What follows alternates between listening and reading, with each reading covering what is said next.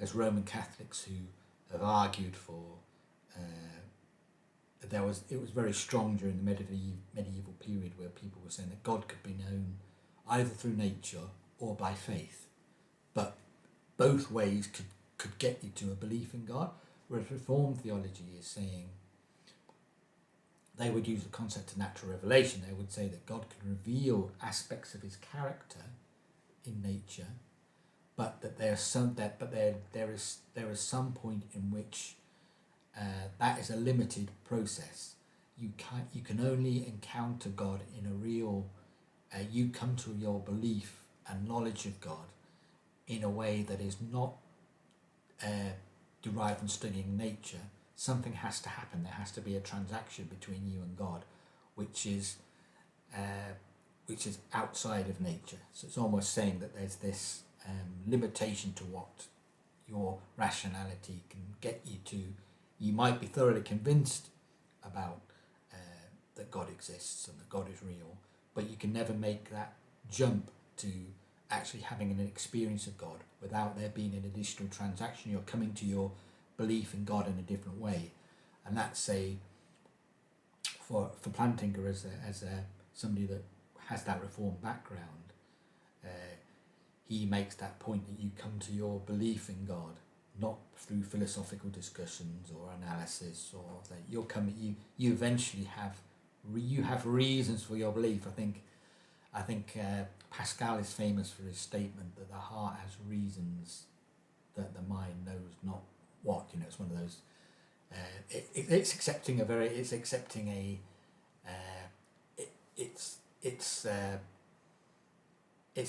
a very similar idea. The heart has reason that the mind doesn't know. The reason doesn't know. So it's making that distinction. It's one of those fundamental duality. Now, where in a sense, where Van Til is strong, is trying to be stronger, he's actually saying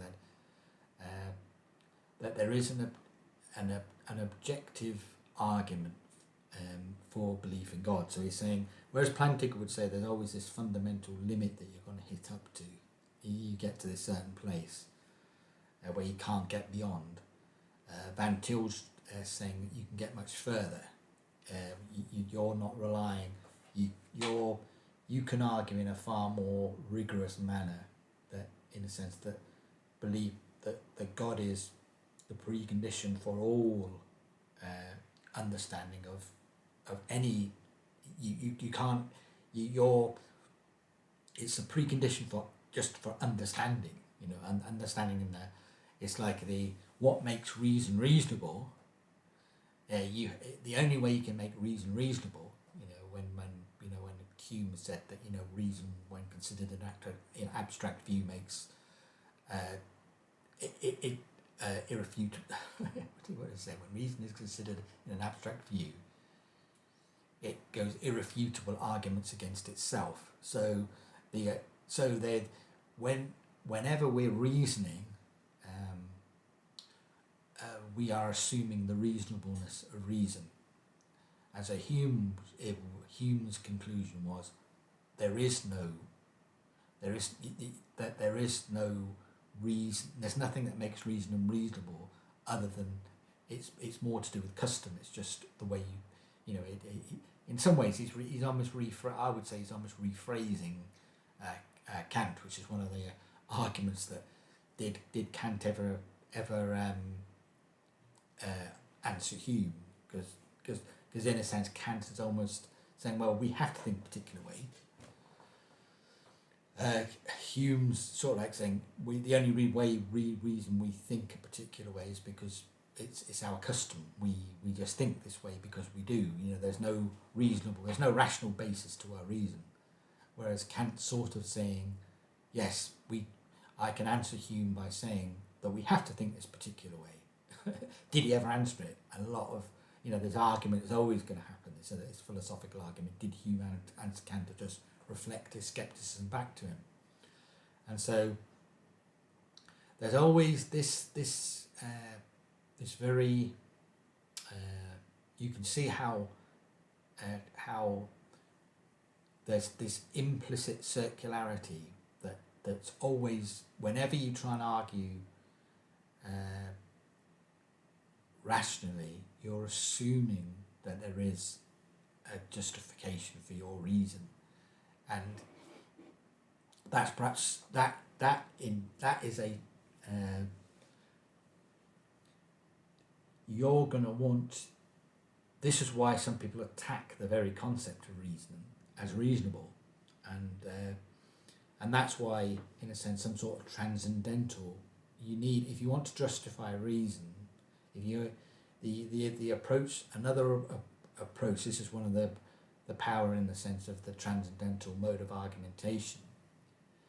Is that you are wanting to provide a transcendental justification for reasoning,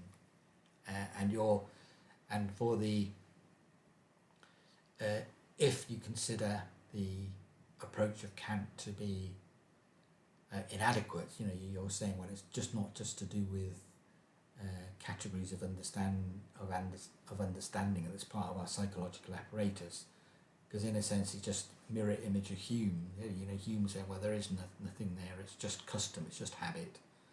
And Kant, with Kant saying, I can rescue science and rationality, we have to think about this particular way, and we're going to divide reality up now to phenomenal and noumenal. And this is what the logical positivists found so unsatisfactory, because they didn't want to admit that there was another realm, saying that phenomena is all that we have, let's deal with the world that we have. But then we found all the problems of logical positivism and its problem with dealing with aesthetics and the way language is really used. And so you then end up with the sort of like the movement in later sort of 20th century philosophy of people, once they've accepted this idea that reason is fallible, you then end up with sort of like with the postmodern critique of reason, and then you end up with deconstructionism, which then takes where there is no reason, there is no rhyme, and you then end up with a, if you like, intellectual anarchy, and all you have is competing micro narratives of life, and there is no universe, there's just multiverses, and you end up with intellectual chaos. And so what the transcendental approach is trying to do is trying to rescue rationality, and the controversial aspect, and this is what I'm trying to work out in my own work, in a sense, is of saying that only by accepting a transcendental,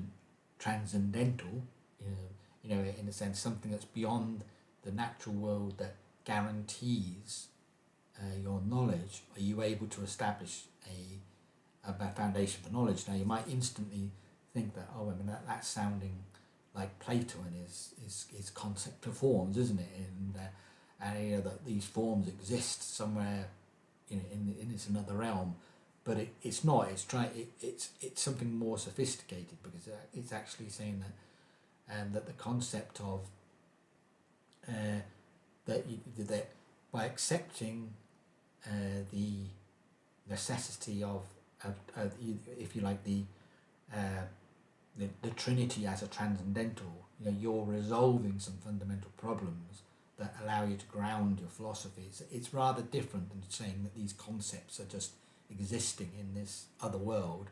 This is saying that this is guaranteeing all the different elements of reasoning are enabled because of what the scriptures reveal to us regarding the foundation of God as the foundation for reasoning. It's something rather different there. It's because I think often Christian philosophy is misrepresented as basically Platonic, and that we would prefer some sort of Platonic view to, say, the traditional Roman Catholic view of Aquinas. But that's not, because there was Neoplatonism, and Platonism was quite, until Aquinas came along, I think, and Aquinas understood Aristotle, understood him really well, and reformulated sort of medieval Christian understanding of for theology and philosophy, and you had at one time those terms would have almost been indistinguishable, and then you one part of the consequence that flowed out of Aquinas' work was this gradual separation of the realm of faith and reason, and then in Occam you had the hard distinction between the realm of faith and reason, and some even went further and pushed it even harder and said that that what's going on in the reasonable realm might be in contradiction to your understanding in the faith realm, and you then get that modern dichotomy between faith and reason, and so you have to understand that track of Western thought very much came out of this separation of faith and reason. Whereas what you're trying to do when you're trying to argue transcendentally, and Christian transcendental philosophy is trying to reintegrate those two together. And what was interesting as well is, I mean, this came up in as a consequence of the examination of the the examination of my thesis is that there was this concept of a completely separate realm of nature, which is subject to, if you like, the phenomenal realm, which has its scientific laws and its scientific, so we can study this phenomenal realm with our reason, and the idea that that's completely separate from the realm of faith. There was a reaction in the work of some, I think it's called in the Catholic tradition as well, of saying that gradual move from Aquinas was actually a misinterpretation of Aquinas, and that in fact there was far more contact between what you might call a reformed dependence of assumption of the intimate interdependence of those two, that was reasserted in there was somebody called Henri de Labac, sorry for my French, but he wanted to argue that there was no pure realm of nature, that's just an abstraction from something, or a distortion of what Aquinas was talking about, because you have to so there was more in the sense of with the Reformed understanding, the presupposition always of the Reformation always was that God has put these certain rules in place, and he's made a certain sort of covenant commitment, and that the realm of the world can be studied, and there are laws and principles and everything in the world, but it's never separated from the will of God. So there's no pure realm of nature that's studied independent, or that exists independent of God. And in fairness to Aquinas, I don't think you can say that Aquinas believed that. He believed that things were, the realm of nature and the realm of faith were all enveloped by the will of God and the purposes of God. He never separated the two, but his successors certainly did gradually separate those two, until you eventually do find that modern dichotomy which was secularized in that opposition between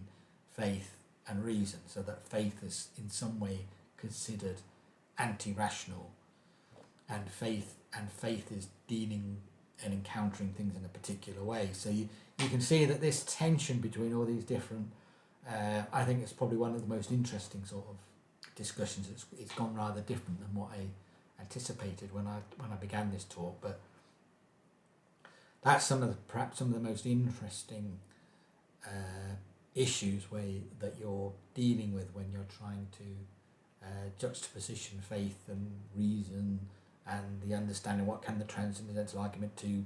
Is there something fundamentally that reason can take you to a certain place, but you're never going to actually have an encounter with the divine, and you're only going to learn about the divine? Then there has to be some, if you like, almost like non-rational place that takes you from a place of just of belief into having the experience of a living faith. And I think that is present in Plantinga, and I think that is present of you getting to a place where you experiencing and coming to a belief in God, and is coming from a different place than the processes of your reason. So he's saying that reason as a tool in the sense of being able to understand the world better, and understanding God's word, and to be able to appreciate it. It will take you to a certain place, and it's a very valuable place where it gets to, and you end up with a worldview which has a strong metaphysics and has a strong epistemological base. He was saying that it's warranted to believe in God. It's perfectly rational. There's nothing anti-reasonable, anti-rational about you believing in God, and that's a very valuable contribution. Where Van Til's thought wants to take it a bit further is he wants to say, well, you can actually say that belief in God is not warranted or defensible, which in a sense is almost like a negative apologetic, isn't it? And you're defending yourself. He's actually saying that belief in God is objectively provable, and it's objectively provable using the transcendental argument, and you're by saying that belief, but only by belief in the existence of God, is objectively provable, because without God actually being in an ontological reality, unless there actually being a Trinity, you can never come up with a justification for why reason is reasonable, either the processes of rationality. Is saying that even the process of being reasonable, you couldn't even generate all the different concepts that you actually need to be reasonable. By being reasonable, remember where we started right at the beginning of the transcendental argument.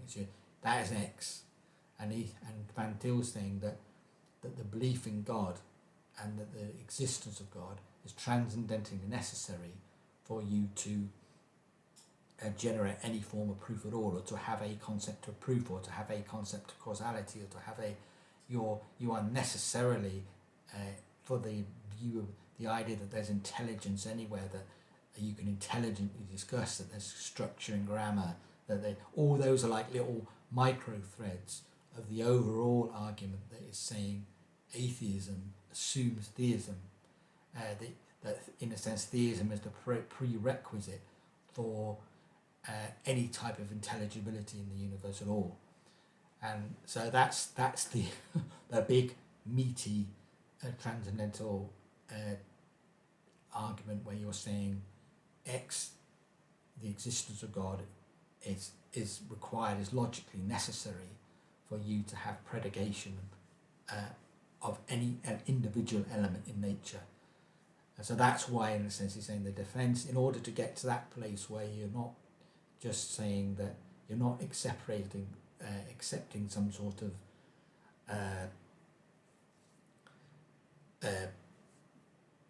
limit, whereas in Plantinga you're having to accept ultimate Plantinga's terminus is to say, I believe the arguments for the existence of God can never be totally conclusive. Because your knowledge of God, because he's saying that they're as good as philosophical arguments can ever get to, but he's limiting he's limiting the scope of rational argument, and saying that there's some fundamental limitation to rationality or limitation to reason. Whereas I would say that Van Til's not necessarily, or the Van Tilian approach, and that's a broad brush, admittedly, but the Van Tilian approach of trying to get you to a place of saying that existence of God is required as a prerequisite for even you generating any type of argument is actually I hope you can see that that's conceptually different. That's actually a far more stronger, rigorous, more demanding, and obviously a more controversial argument to make. But it's actually saying that even you can't justify the language, you can't justify causality, you can't justify the concept of possibility. In fact,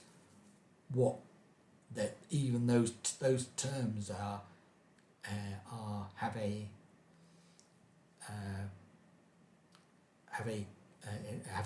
a conceptual baggage. they rely on when you define, if you when you're answering the question what is possible, you will give away your worldview by in answering that question. Because if you've got a view of possibility that everything is possible, then you are demonstrating that you have a particular view of possibility that is before you your presupposition. When you say anything is possible or anything is possible in the multiverse, for example, if you want to assert that anything is possible, you give away the fact that you're saying that possibility is not enveloped by by the will of God, for example.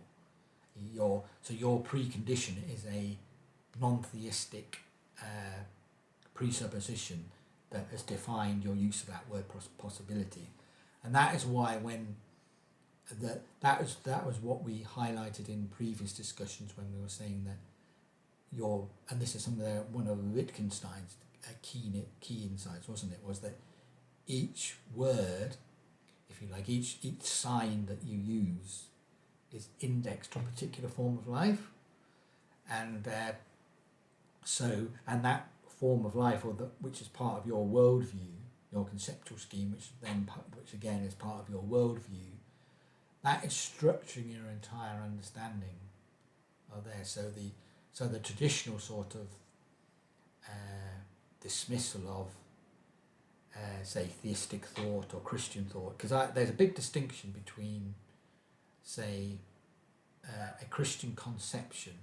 This is where Van Til is very useful as well, because he makes a very strong distinction between what is Christian thought and what is authentically Christian thought, and what needs to be the presuppositions of Christian thought, and say what is and it's not just, say, some type of generic theism that we need to make that we can use to make sense of the world. Say, for example, an Islamic understanding, or some sort of in some forms of Buddhism and Hinduism, where you can't just take your pick. Van Til's even stronger and actually says it's only in a genuine Christian conception of that provides you with the sufficient transcendental rigor that allows you to demonstrate that you can make reality intelligible at all. So if you are using any type of intellectual process that makes sense and organizes and categorizes and delineates, creates categories, he's saying that a prerequisite or a presupposition of that is the Christian worldview. And so that is a far stronger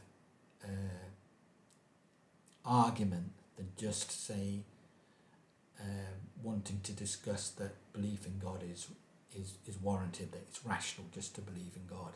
This is far more actually saying that God has to exist in order for reality to be intelligible at all. The very fact that reality is intelligible and that we can talk and that we can reason and that we can think, that's the argument that Van Til's trying to make, and what I explore in my work, and in a sense that's what I'm trying to demonstrate as well, is that it's only